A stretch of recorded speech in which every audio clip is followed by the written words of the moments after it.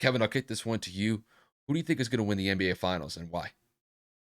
So I'm just gonna go and just be straight up like I always have. I think Golden State takes this in six. Kyle was actually telling me before we had started recording that Boston is actually starting to become favored and Golden State is an underdog, and that narrative is a little confusing. I feel like it should be the other way around, especially because Golden State is the veteran team. They have been here 5, 6 times already, and you kind of look at it and you say, why are they? It's besides the point. It's a little confusing, but it is what it is. Narratives, betting, Vegas, all these different things that, casters and then influencers like to kind of put out there, but it is what it is. The reason I say Golden State in six is not for the reason that people are probably thinking, oh, he's probably just going to go and say Clay and Steph are going to pop off for 30 apiece. Not at all what I'm saying. The reason I'm saying it is because I have questions to Boston's health. Marcus Smart has been dealing with that nagging ankle injury for the last series and a half. You also have Robert Williams, who's been dealing with that knee injury over the course of the entire postseason, who's been in and out of some games over the last series in and of itself. So you also look and you say, well, Boston's very big. Golden State plays small. Can Al Horford and Robert Williams play against the death lineup that Golden State has when it's Jordan Poole, Steph Curry, Klay Thompson, Andrew Wiggins, and Draymond Green at the five? Will they be able to keep up in transition? But then you can counter that and say, well, will Golden State be able to guard in the post? So Golden State being one of the faster teams in the NBA, if not the fastest team, especially in transition, I don't necessarily have faith that Boston is going to be able to make those adjustments, especially with an injury-prone defensive anchor that is Robert Williams. Now, if they actually decide to go the big route with Kevon Looney, and I'm talking in reference to Golden State, I don't necessarily know if Golden State is going to be able to combat those two defensive anchors down low because Looney isn't necessarily an offensive threat. So I don't know if Boston's going to have to make adjustments, double at the top of the key.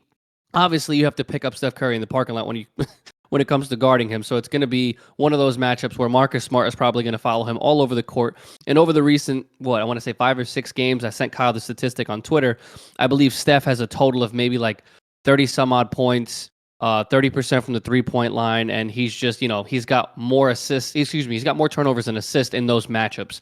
I know there's a regular season statistics because they never met in the postseason, but that is something to keep an eye of. I think that's going to be a massive marquee matchup for the entire series because of the intensity that Marcus brings, because of that presence, that physical nuisance that he is, similar to a Gary Payton, which he gets a lot of comparisons for recently in his past couple of years in his career.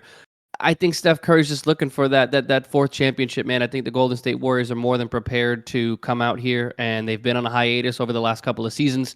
They've had some bad years. They've had some injury-ridden years. I think that Steph and Klay are finally going to get into that rhythm. I think that Draymond Green being the catalyst and that anchor on that defensive side as well as facilitating the basketball, I think that that's going to bode well for Golden State, especially because of the experience. I think that's going to help them kind of take over this series. Now, that's not to discredit Boston and the phenomenal play of Jason Tatum and Jaylen Brown and so many other players. But again, with this being their first time on this big stage, I don't necessarily know if they're going to be able to overcome the difficulties and maybe even the pregame jitters and the nerves. But I've been wrong before. Both of us have been wrong in our predictions. But I will say confidently that I believe the Golden State will be hoisting up the Larry O'Brien trophy after Game 6. Kevin, I'm in a similar sentiment with you. I have Golden State winning in 7 games, not 6 like you stated, just because I do think that Boston's going to be able to really give Golden State a run for its money here. But I'm siding with the championship pedigree that Steph Curry, Klay Thompson, and Draymond Green have. This team is just solid from top to bottom. And I think that's going to be the difference maker when it comes into the series. Now, when I look at Golden State, the Golden State pretty much dispatched the Dallas Mavericks pretty quickly in 5 games. But really, one of the most impressive aspects about that was just the production that they were able to get from multiple players outside of like Steph and Klay. Because usually that's the 2 players that we focus on in particular. But I mean, one of the biggest factors in that series against Dallas for Golden State was Kevon Looney. Kevon Looney, even though that he's not somebody that is flashy, he's not somebody that's going to end up on like the top 10 most plays or the top 10 plays for SportsCenter every night. But he is great for what Golden State runs as far as just being a defensive anchor, getting rebounds and getting timely shots in the paint when he gets those opportunities. There were multiple games against Dallas where he was getting 10, 15, sometimes even close to 20 rebounds against Dallas. Now, granted, the Mavericks really didn't have a big to counteract him, so Golden State took advantage of that. But Kevon Looney was huge in that series against Dallas. And I do think that even though that Boston has, I think, more requisite pieces to go up against Kevon Looney with Al Horford and Robert Williams, I still think that Kevon Looney is going to be a solid player to go to as far as just his defensive presence goes for Golden State here. The only way that I think Boston can be able to counteract that is if Al Horford is actually knocking down some mid-range jumpers. Al Horford could definitely be a big piece for Boston here if Boston uses him properly. That could definitely put Golden State in a bind when it comes to Golden State's ability to use Kevon Looney throughout certain parts of the game.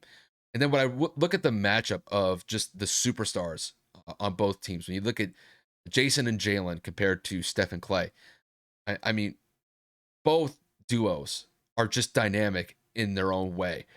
Boston's, when I look at those two specifically, I mean, Jason is just an amazing scorer. Jalen's one of the best two-way players in the game. Really, his defensive presence is really what stood out to me against that series in Miami when they beat the Heat in 7 games. And then when you kick it over to Golden State, I mean, Steph's the greatest shooter in NBA history. Klay Thompson's one of the most prolific three-point shooters that we've ever seen in NBA history. And when I look at these 2 versus 2 going at it, I'm going to favor Steph and Clay in this one just because even though that I respect Boston's ability to be able to defend pretty consistently, not throughout the season, but really in these playoff runs as well, I just think that Steph and Clay are going to be just in that championship mode where they're going to be able to carry Golden State to the promised land. The one thing that I want to focus on, the reason why I think that Golden State, another reason why I think Golden State will win this series is I don't think that Boston is going to be able to keep up defensively with what the Warriors are going to present them. The one thing that I focused on specifically when the Warriors played the Mavs was there's a certain element that we always focus on, and that's just ball movement on the offensive side of the court. So they're always, finding 5 or 6 passes, and then eventually on like that fifth or sixth pass, they finally get somebody a good look to take a shot. But there's another thing that you have to kind of keep in mind is the player movement when those plays are ongoing in real time. Dallas had a very difficult time of being able to keep up with all of the players constantly moving in rotation or moving to their specific spots that they needed to get to.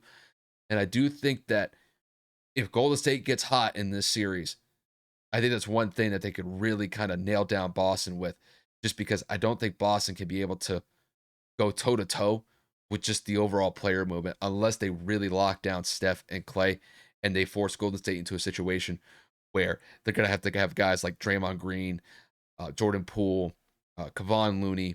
We'll see what happens with Gary Payton II. He is rumored to come back in this series as well. So that's really, I think, Boston's only way to be able to win this series is if they force Steph and Clay to have bad games and put those role players with Golden State in a position to carry the Warriors to a championship. I just don't see that happening. I think Golden State, they are well equipped to handle Boston here, even though that I do think that Boston is going to go toe to toe with them in this series. I think when it gets back to Game 7 in San Francisco at the Chase Center, I think it's going to be Golden State all the way. It's going to be a very fun series. I'm definitely happy with how this playoff matchup ended up coming to be. Both teams deserve to be here.